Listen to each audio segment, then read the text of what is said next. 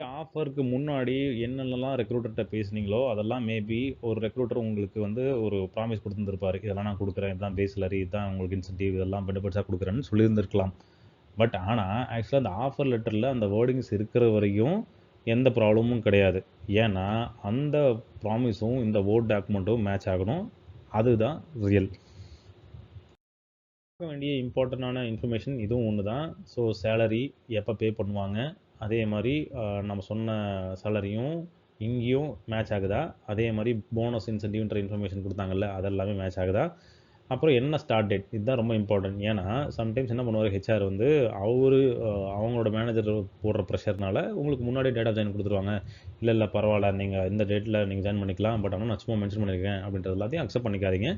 ஏன்னா, நீங்க இன்னொரு கம்பெனில ரெசிக்னேஷன் குடுத்துருப்பீங்க. அவங்க ஒரு நோட்டீஸ் பீரியட் இருக்கும். அந்த நோட்டீஸ் பீரியட் முடிச்சு தான் இங்க டைம் சொல்லியிருந்திருப்பீங்க. அதெல்லாமே கிளியரா மென்ஷன் பண்ணி டாக்குமெண்ட்ல வாங்கிக்கிங்க. அதே மாரி என்ன சொன்னாங்க டைட்டில், அது என்ன ரோல்ஸ் அண்ட் ரெஸ்பான்சிபிலிட்டி சொன்னாங்க, அது எல்லாமே அங்க ப்ராப்பரா மென்ஷன் ஆயிருக்குதா அப்படின்றதையும் பார்த்துக்குங்க.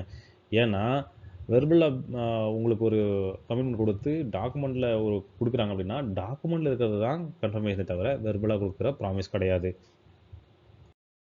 நீங்க ஈவன் ஒன் டே எடுத்துக்கிட்டும், அவங்க குடுத்த ப்ராமிஸ்க்கும், ரிட்டனா இருக்கிற டாக்குமெண்ட்டுக்கும் மிஸ்மேட்ச் இருக்கு அப்படின்னா, கண்டிப்பா ரிட்டனா மெயில் கன்ஃபர்மேஷன் வாங்கிக்கங்க. நீங்க ஏஓட ஹெல்ப் வேணும் அப்படின்னு கேட்டீங்கனாலும், இந்த ப்ராம்ப்ட்ட யூஸ் பண்ணிக்கங்க. அதுவே உங்களுக்கு குடுக்கும்.